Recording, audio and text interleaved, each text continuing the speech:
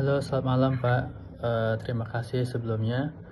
Di video ini saya ingin membahas tentang revisi tesis atau feedback gitu ya terhadap proposal tesis yang saya ajukan. Dalam perjalanannya saya beberapa kali mendapatkan feedback atau revisi terkait proposal saya. Hal tersebut membuka wawasan saya lebih dalam, di mana saya baru memahami sebetulnya apa sih tujuan tesis itu sendiri kita buat gitu. Nah, dosen kami melakukan pemberitahuan atau informasi bahwa tesis sebetulnya berbeda dengan skripsi gitu kan. Nah, dari situlah saya melihat, oh ternyata kalau kita memahami frameworknya atau mungkin kita memahami tesis untuk apa, sehingga kita akan lebih enak dalam mengerjakan tesis itu sendiri.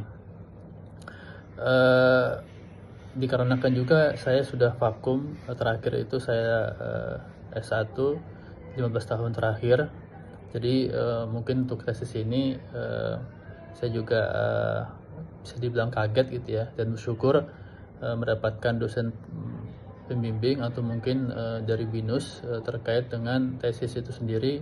Kami sudah sangat dibantu sekali agar tesis kami bisa lancar gitu. Berikutnya yaitu kami dalam melakukan analisa atau feedback revisi tesis,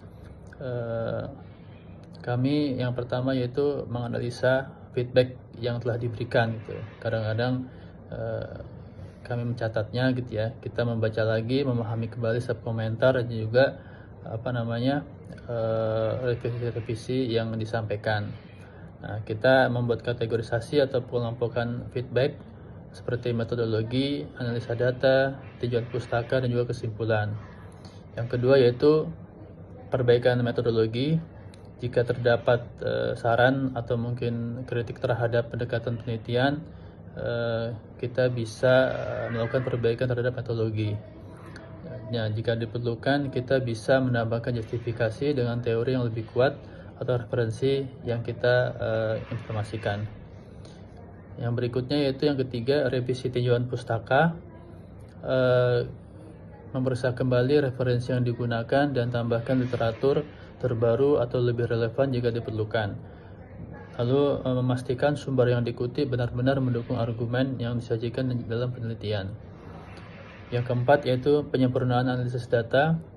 Jika terdapat kritik atau saran terhadap data analisa, pastikan metode yang digunakan dijelaskan dengan lebih jelas. Kemarin saya juga menemukan juga di proposal saya tidak ada table-table untuk mendukung data, dan akhirnya sudah saya perbaiki. Berikutnya itu gunakan visualisasi data seperti tabel atau grafik untuk perjelas hasil penelitian seperti yang tadi saya sebutkan. Yang berikutnya yang kelima yaitu perbaikan kesimpulan. Pastikan kesimpulan itu sesuai dengan temuan penelitian dan menjawab tujuan atau pertanyaan penelitian. Tambahkan implikasi praktis atau akademis atau akademik jika disarankan oleh dosen. Yang keenam yaitu pemeriksaan konsistensi dan format. Pastikan struktur tulisan sesuai dengan pedoman akademik gitu ya. Seperti daftar pustaka itu menggunakan apa style gitu ya. Lalu cek kesalahan tata bahasa, ejaan, dan juga penggunaan referensi agar lebih profesional. Nah, keenam step tersebut biasanya atau mungkin dapat kita buatkan dalam bentuk tabel checklist sehingga dapat terstruktur dan juga termonitor sehingga kita tidak kesulitan dalam kedepannya. Terima kasih Pak.